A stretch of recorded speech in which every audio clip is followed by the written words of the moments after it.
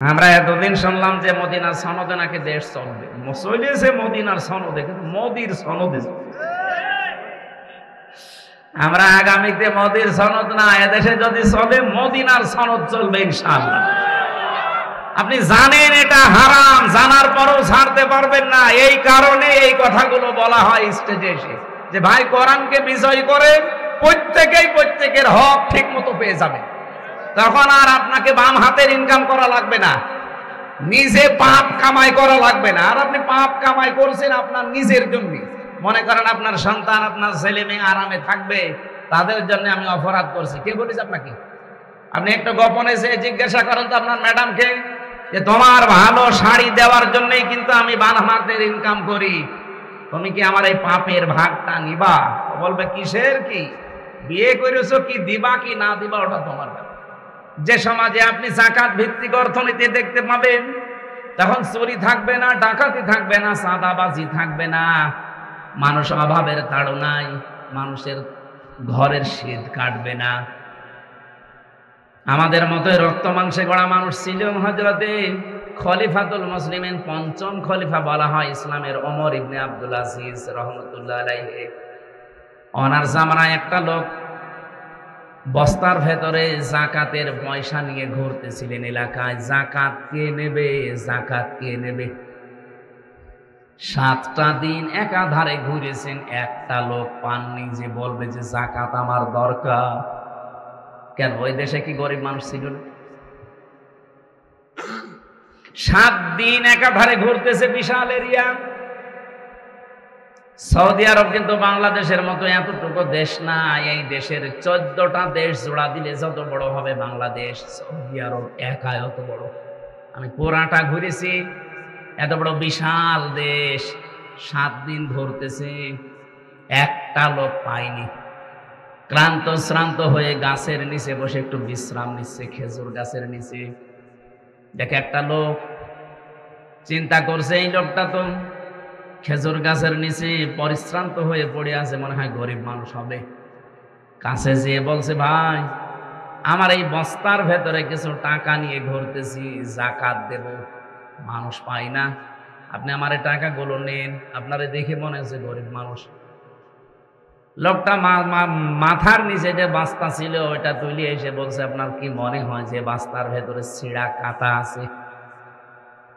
আপনি ঘুরতেছেন কয়দিন আমি জানি না, আমি আর 7 দিন একাধারে ঘুরতেছি। আমার এই বাস্তার ভেতরে জাকাতের টাকা নিয়ে একটা লোক এত বড় এরিয়ায় পেলাম না যে এসে বলবে যে জাকাত আমার লাগবে। কি দিয়ে হয়েছিল এটা বলেন তো? কোরআন দিয়ে বলেন, বলেন। আমি কি গল্প বলছি আপনার সামনে? এই দৃশ্য আমরা দেখতে চাই না, শুধু শুনে শেষ করলে হবে, এটা দেখা লাগবে না সামনে। আপনি হালালকে হালাল জেনে মেনে নিতে পারবেন, আর হারামকে হারাম জেনে ছেড়ে দিতে পারবেন। কোরআন বিজয়ী না থাকলে হালালকে হালাল জানার পরও আপনি মানতে পারেন না, হারামকে হারাম জানার পরও আপনি ছেড়ে দিতে পারেন না। কোরআন বিজয় না থাকলে আপনার এই যে অবস্থার ধারাবাহিকতা এমন আকাশ পাতাল হয়ে যায়। একজনের বেতন মনে করেন 2 লক্ষ টাকা, আর একজনের বেতন মাত্র 10,000, অথচ দুইজনেই এক জায়গায় থাকে, এক শহরে থাকে, ছেলে মেয়েও তাদের দুইটা করে। বাস্তবতায় এখন যে লোকটার মাত্র 10,000 বেতন আর যার 2 লাখ, এই লোকটা করবে কি?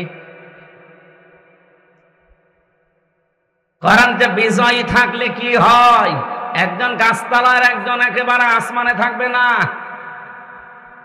আজ কমিউনিস্ট পার্টি যারা করে তারা বলে যে কেউ 10 তলায় কেউ গাছতলায় হবে না, সব সমান করে দেব। ইসলাম এটা চায়, কিন্তু ওদের মতো করে না। ইসলাম চায় যাকাত ভিত্তিক অর্থনীতির মাধ্যমে, ইসলাম চায় দানের মাধ্যমে, ইসলাম চায় সাদকার মাধ্যমে, ইসলাম চায় হক আদায় করার মাধ্যমে। আপনি 2 লক্ষ টাকা বেতন পাচ্ছেন, ও 10,000 টাকা বেতন পাচ্ছে, ঠিক আছে, কিন্তু আপনার ওই 2 লক্ষ টাকার ভেতরে অনেকগুলো জিনিসের হক লুকিয়ে আছে। আপনার বাড়িতে যে গোলা আছে, মনে করেন 50 মণ ধান, এই 50 মণই কি আপনার? ওর ভেতরে মুরগির খাবার আছে না? এক কথা বলেন না কেন? ফসল কাটলে আপনি সব বাড়িতে তুলে আনতে পারবেন না, ওখান থেকে ওসর দেওয়া লাগবে। এই জন্য ইসলাম যদি বিজয় না থাকে সেখানে এই অবিচারটা হয়। এই যে পুলিশদের ওপরে যেটা হচ্ছে, আজ এসপির বেতন মনে করেন ৭০,০০০ টাকা, আর কনস্টেবলের বেতন ৮,০০০ টাকা, অথচ দুইজনই থাকে এক জায়গায়, ছেলে মেয়ে দুইজন, ওনারও দুইটা, এরও দুইটা। এ এখন বাম হাতের ইনকাম করতে বাধ্য হবে না ছোটখাটো? ইসলাম থাকলে এটা করতে দেবে না। আপনি ৭০ না ৮০ আনা ১ লাখ টাকা বেতন পান, কিন্তু এর অবিচার যেন এর সাথে না হয়, এই যেন বাম হাতের ইনকাম না করে, সেরকম একটা ব্যবস্থা এই লোকটাকে করে দেবে আগে। চ্যানেলটি সাবস্ক্রাইব করে আমাদের সঙ্গেই থাকুন। দল মতের ঊর্ধ্বে উঠে বলেন আল্লামা দেলাওয়ার হোসাইন সাইদি রহমতুল্লাহ আলাইহি, এই লোকটা যতদিন কোরআন শরীফ মাদ্রাসায় শুদ্ধ করে পড়তো, কেউ ওনাকে শত্রুতা মনে করত। যতদিন উনি নিজে কোরআন বুঝেছে, কেউ শত্রু মনে করত। যতদিন উনি নিজে ব্যক্তিগত জীবনে, পারিবারিক জীবনে মেনে চলেছে, সন্তানাদি ছেলেদেরকে নিয়ে, মেয়ে তো নেই, ছেলেদেরকে নিয়ে মানত, কেউ ওনাকে শত্রু মনে করত।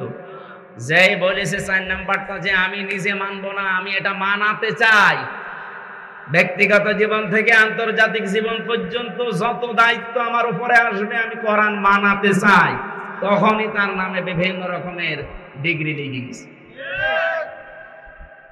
প্রথম ৩টা মানতে গিয়ে কেউ কিছু বলে না। ৪ নাম্বারটা যেই শুরু করেছে তখন তিনি রাজাকার, তিনি ধর্ষক।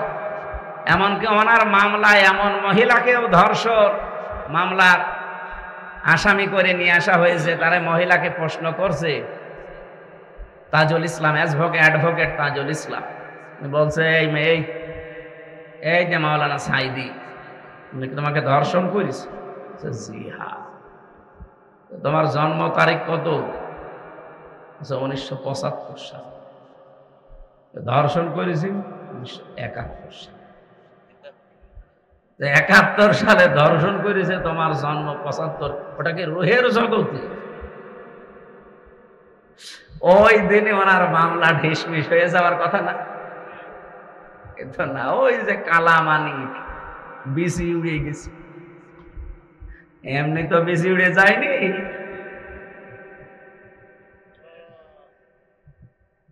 লোকটা আমার মনে হয় যদি বেঁচে থাকতো, আর আজকে যদি মাগুরায় আসতো, এই কয়জন মানুষ হইতো না? মাগুরা না বাংলাদেশের কোনো একটা ময়দান আছে যেখানে জায়গা দেওয়ার মতো?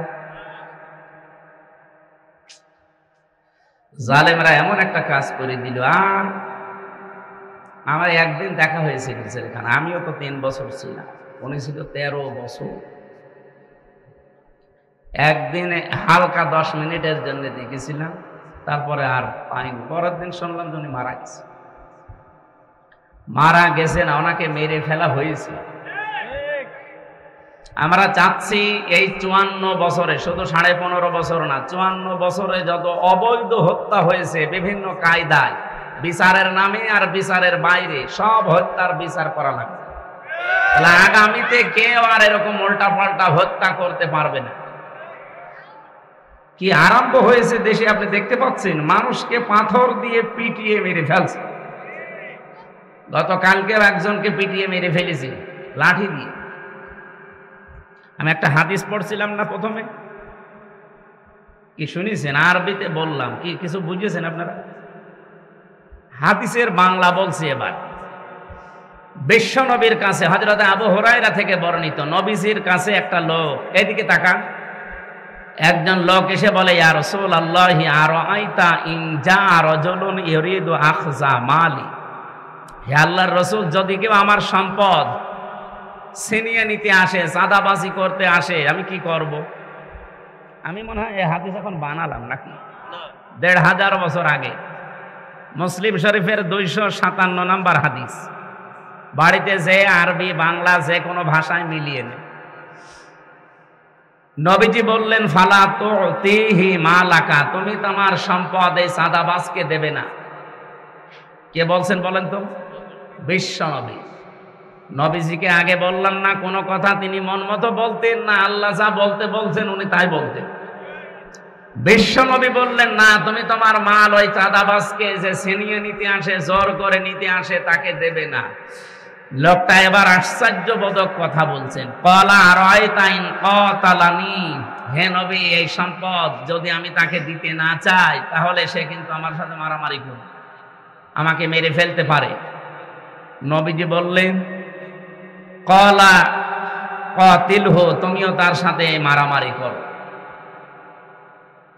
এই হাদিস শুধু এই মাগুরা জেলার জন্য না সারা বাংলাদেশের জন্য আছে? আমি আশা করছি এটা রেকর্ড হচ্ছে, সারা বাংলাদেশ হাদিস মেনে চলবে ইনশাআল্লাহ। ক্বালা কাতিলহু, নবীজি বললেন তুমিও তার সাথে মারামারি করবে। লোকটা বলে, ক্বালা আরাআইতা ইন কাতালানি, এখানে আশ্চর্যবোধক চিহ্ন আছে, যদি বিশ্বাস না হয় মাহফিলের পরে এসে এখানে দেখে যাবেন, একটা দাগ দিয়ে নিচে একটা ফোঁটা দেওয়া আছে, এটা কি বলে?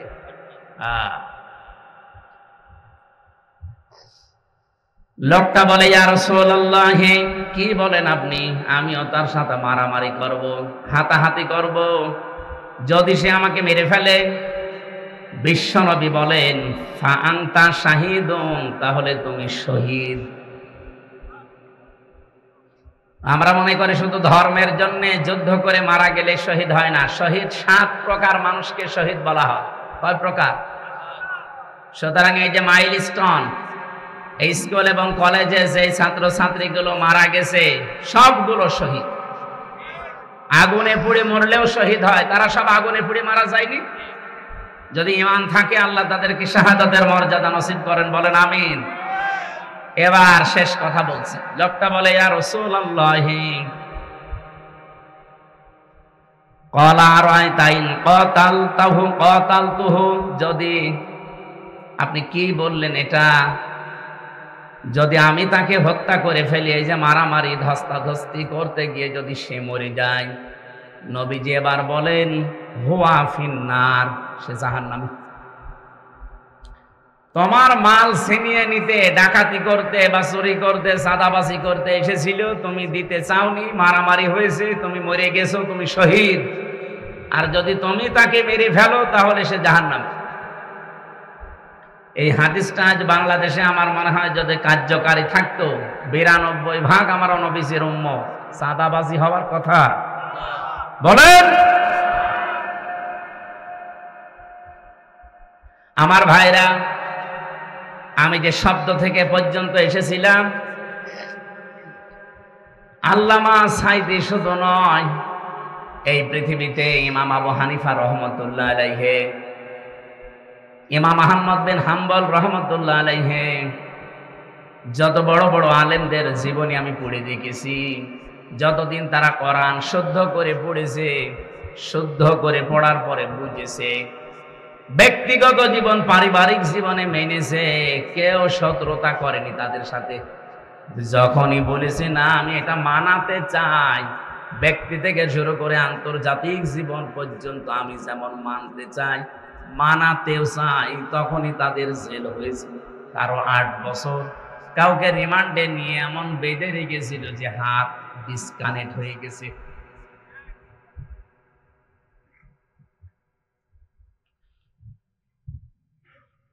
জীবনী পড়তে গিয়ে দেখেছি হযরত আবু হানিফা রহমতুল্লাহ আলাইহি 8 বছর শুধু জেলখানায় কাটাননি, তাকে বিষ দিয়ে শেষ পর্যন্ত মেরে ফেলেছে। বাংলার মুসলমানেরা শুধু কোরআন শরীফ শুদ্ধ করে পড়ে যদি মনে করেন আমার হক আদায় হয়ে গেছে, কে বলেছে আপনাকে? আপনি কি আমার সাথে বেশি বোঝেন?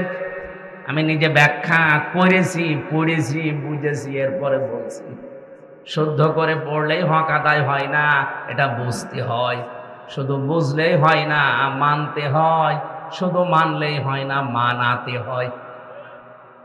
এই 4টা শর্ত মেনে যারা কোরআন পড়ে আর কোরআনকে যারা বিজয়ী করার জন্য চেষ্টা করে, ব্যক্তিগত জীবন থেকে একেবারে আন্তর্জাতিক জীবন পর্যন্ত কোরআন থাকবে বিজয়ী। কি থাকবে? বলেন বলেন। এই 54 বছরে কোরআন বিজয়ী আছে? নেই। ফাস্তাসাহারাহু এ শব্দের অর্থ আমি বিজয় করলাম কেন? কারণ এর পরে যে 2টা শব্দ আছে দেখেন, ফাহাল্লা হালালাহু, এর আছে ফাহাল্লা হালালাহু ওয়া হারামা হারামাহু। কোরআন যদি বিজয়ী থাকে তাহলে হালালকে হালাল জেনে মানা সহজ, আর হারামকে হারাম জেনে মানা সহজ। আপনি হালালকে হালাল জেনে মেনে নিতে পারবেন, আর হারামকে হারাম জেনে ছেড়ে দিতে পারবেন। কোরআন বিজয়ী না থাকলে হালালকে হালাল জানার পরও আপনি মানতে পারেন না, হারামকে হারাম জানার পরও আপনি ছেড়ে দিতে পারেন না। কোরআন বিজয় না থাকলে আপনার এই যে অবস্থার ধারাবাহিকতা এমন আকাশ পাতাল হয়ে যায়। একজনের বেতন মনে করেন 2 লক্ষ টাকা, আর একজনের বেতন মাত্র 10,000, অথচ দুইজনেই এক জায়গায় থাকে, এক শহরে থাকে, ছেলে মেয়েও তাদের দুইটা করে। বাস্তবতায় এখন যে লোকটার মাত্র 10,000 বেতন আর যার 2 লাখ, এই লোকটা করবে কি? কোরআন যে বিজয়ী থাকলে কি হয়? একজন গাছতলার, একজন একেবারে আসমানে থাকবে না। আজ কমিউনিস্ট পার্টি যারা করে তারা বলে যে কেউ 10 তলায় কেউ গাছতলায় হবে না, সব সমান করে দেব। ইসলাম এটা চায়, কিন্তু ওদের মতো করে না। ইসলাম চায় যাকাত ভিত্তিক অর্থনীতির মাধ্যমে, ইসলাম চায় দানের মাধ্যমে, ইসলাম চায় সাদকার মাধ্যমে, ইসলাম চায় হক আদায় করার মাধ্যমে। আপনি 2 লক্ষ টাকা বেতন পাচ্ছেন, ও 10,000 টাকা বেতন পাচ্ছে, ঠিক আছে, কিন্তু আপনার ওই 2 লক্ষ টাকার ভেতরে অনেকগুলো জিনিসের হক লুকিয়ে আছে। আপনার বাড়িতে যে গোলা আছে, মনে করেন 50 মণ ধান, এই 50 মণই কি আপনার? ওর ভেতরে মুরগির খাবার আছে না? এক কথা বলেন না কেন? ফসল কাটলে আপনি সব বাড়িতে তুলে আনতে পারবেন না, ওখান থেকে ওসর দেওয়া লাগবে। এই জন্য ইসলাম যদি বিজয় না থাকে সেখানে এই অবিচারটা হয়। এই যে পুলিশদের ওপরে যেটা হচ্ছে, আজ এসপির বেতন মনে করেন 70,000 টাকা, আর কনস্টেবলের বেতন 8,000 টাকা, অথচ দুইজনই থাকে এক জায়গায়, ছেলে মেয়ে দুইজন, ওনারও 2টা এরও 2টা। এ এখন বাম হাতের ইনকাম করতে বাধ্য হবে না ছোটখাটো? ইসলাম থাকলে এটা করতে দেবে না। আপনি 70 না 80 আনা 1 লাখ টাকা বেতন পান, কিন্তু এর অবিচার যেন এর সাথে না হয়, এই যেন বাম হাতের ইনকাম না করে, সেরকম একটা ব্যবস্থা এই লোকটাকেও করে দেবে আগে। আপনি একেবারে প্রতি মাসে 70-80 হাজার বেতন পাবেন আর নিয়ে বাড়ি চলে যাবেন, জীবনও না। ওর ভেতরে অনেকগুলো হক বের করা লাগবে, শেষে ও যা আপনিও তাই। এইটা ইসলাম তৈরি করে দেখিয়েছিল খলিফাতুল মুসলিমিন হযরত ওমর। আমরা এতদিন শুনলাম যে মদিনার সনদে নাকি দেশ চলবে, চলেছে মদিনার সনদে, কিন্তু মোদির সনদে। আমরা আগামীতে মোদির সনদ না, এদেশে যদি চলে মদিনার সনদ চলবে ইনশাআল্লাহ। তাহলে কোরআনকে বিজয়ী না থাকলে হালালকে হালাল মানা যায়। আপনি জানেন যে এটা হালাল, কিন্তু মানতে পারবেন না। আপনি জানেন এটা হারাম, জানার পরও ছাড়তে পারবেন না। এই কারণে এই কথাগুলো বলা হয় স্টেজে এসে, যে ভাই কোরআনকে বিজয় করে প্রত্যেকেই প্রত্যেকের হক ঠিক মতো পেয়ে যাবে। তখন আর আপনাকে বাম হাতের ইনকাম করা লাগবে না, নিজে পাপ কামাই করা লাগবে না। আর আপনি পাপ কামাই করছেন আপনার নিজের জন্য। মনে করেন আপনার সন্তান, আপনার ছেলে মেয়ে আরামে থাকবে, তাদের জন্য আমি অপরাধ করছি। কে বলেছে আপনাকে? আপনি একটু গোপনে যে জিজ্ঞাসা করেন তো আপনার ম্যাডামকে, যে তোমার ভালো শাড়ি দেওয়ার জন্যই কিন্তু আমি বাম হাতের ইনকাম করি, তুমি কি আমার এই পাপের ভাগটা নিবা? বলবে কিসের কি, বিয়ে করেছো, কি দিবা কি না দিবা ওটা তোমার ব্যাপার। দুনিয়ায় যদি এ কথা বলে, ও মরে গেলে তো আপনার পরিচয় দেবে।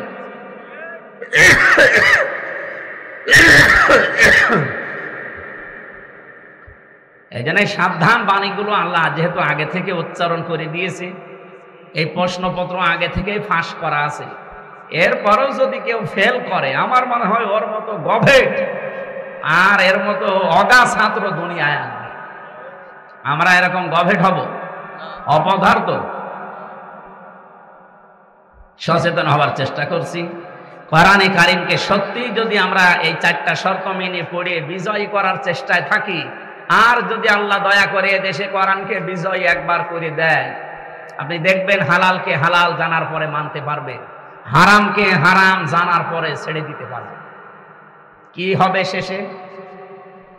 নবীজি বলেন আদখালাহুল্লাহুল জান্নাহ, আল্লাহ তাকে জান্নাতে দিয়ে দিয়েছে। না জান্নাতে দেবে? দিয়েছে। আদখালা এটা মাঝি, এটা মাঝি অতীতের শব্দ। নবীজি মোজারে দেননি যে বর্তমান ভবিষ্যৎ। এখন আমার প্রশ্ন, আমরা তো এখনো মারা যাইনি, জান্নাতে চলে গেলাম কি করে? হাদিসের ব্যাখ্যা হচ্ছে এটা, সত্যিই যদি আপনি কোরআন শুদ্ধ করে এই যে 4টা শর্ত মেনে পড়তে পারেন, মান করাল কোরআনা ফাস্তাযাহারাহু, আর কোরআনকে বিজয় করার চেষ্টায় থাকেন। আর আমার তো মনে হয় 92% মুসলমানের এই দেশে, অন্য 8% মানুষ যদি নাও চেষ্টা করে, আমরা 92% মানুষ চেষ্টা করলে ইসলামে দেশে কায়েম হয়ে যাওয়ার কথা, কোরআনে কারীম বিজয়ী হয়ে যাওয়ার কথা। যদি কোরআন বিজয়ী হয়ে যায় তাহলে আপনি হালালকে হালাল জেনে মানতে পারছেন, আর হারামকে হারাম জানার পরে ছেড়ে দিতে পারছেন। নবীজি বলেন, এরকম একটা ব্যক্তি, পরিবার, সমাজ আর রাষ্ট্র যদি গঠন হয়ে যায়, মানুষ যেন বিশ্বাস করে যে এখানে জান্নাতে আছে। যে সমাজে আপনি যাকাত ভিত্তিক অর্থনীতি দেখতে পাবেন, তখন চুরি থাকবে না, ডাকাতি থাকবে না, চাঁদাবাজি থাকবে না, মানুষ অভাবের তাড়নায় মানুষের ঘরের শীত কাটবে না। আমাদের মতো রক্ত মাংসে গড়া মানুষ ছিল হযরতে খলিফাতুল মুসলিমিন, 5ম খলিফা বলা হয় ইসলামের, ওমর ইবনে আব্দুল আজিজ রাহমাতুল্লাহ আলাইহি। ওনার জামানায় একটা লোক বস্তার ভেতরে জাকাতের পয়সা নিয়ে ঘুরতেছিলেন এলাকায়। জাকাত কে নেবে, জাকাত কে নেবে? 7টা দিন একাধারে ঘুরেছেন, একটা লোক পাননি যে বলবে যে জাকাত আমার দরকার। কেন, ওই দেশে কি গরিব মানুষ ছিল না? 7 দিন একাধারে ঘুরতেছে, বিশাল এরিয়া। সৌদি আরব কিন্তু বাংলাদেশের মতো এতটুকু দেশ না, এই দেশের 14টা দেশ জোড়া দিলে যত বড় হবে বাংলাদেশ, সৌদি আরব একাই অত বড়। আমি পুরাটা ঘুরেছি, এত বড় বিশাল দেশ, 7 দিন ঘুরতেছে, একটা লোক পাইনি। ক্লান্ত শ্রান্ত হয়ে গাছের নিচে বসে একটু বিশ্রাম নিচ্ছে, খেজুর গাছের নিচে। দেখে একটা লোক, চিন্তা করছে এই লোকটা তো খেজুর গাছের নিচে পরিশ্রান্ত হয়ে পড়ে আছে, মনে হয় গরিব মানুষ হবে। কাছে যেয়ে বলছে, ভাই, আমার এই বস্তার ভেতরে কিছু টাকা নিয়ে ঘুরতেছি, জাকাত দেব, মানুষ পাই না, আপনি আমার এই টাকাগুলো নেন। আপনারে দেখে মনে হচ্ছে গরিব মানুষ। লোকটা মাথার নিচে যে বাস্তা ছিল ওইটা তুলে এসে বলছে, আপনার কি মনে হয় যে বাস্তার ভেতরে ছিঁড়া কাটা আছে? আপনি ঘুরতেছেন কয়দিন আমি জানি না, আমি আর 7 দিন একাধারে ঘুরতেছি, আমার এই বাস্তার ভেতরে জাকাতের টাকা নিয়ে একটা লোক এত বড় এরিয়ায় পেলাম না যে এসে বলবে যে জাকাত আমার লাগবে। কি দিয়ে হয়েছিল এটা বলেন তো? কোরআন দিয়ে। বলেন বলেন, আমি কি গল্প বলছি আপনার সামনে? এই দৃশ্য আমরা দেখতে চাই না, শুধু শুনে শেষ করলে হবে, এটা দেখা লাগবে না সামনে।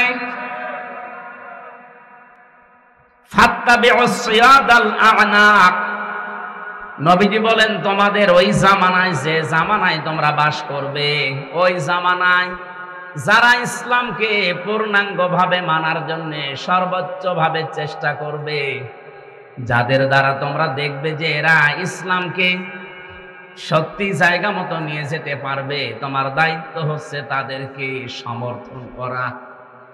এই হাদিসটা আমার মনে হয় এখন বলার পরে সবাই বুঝেছেন, আমি কিন্তু বানাইনি।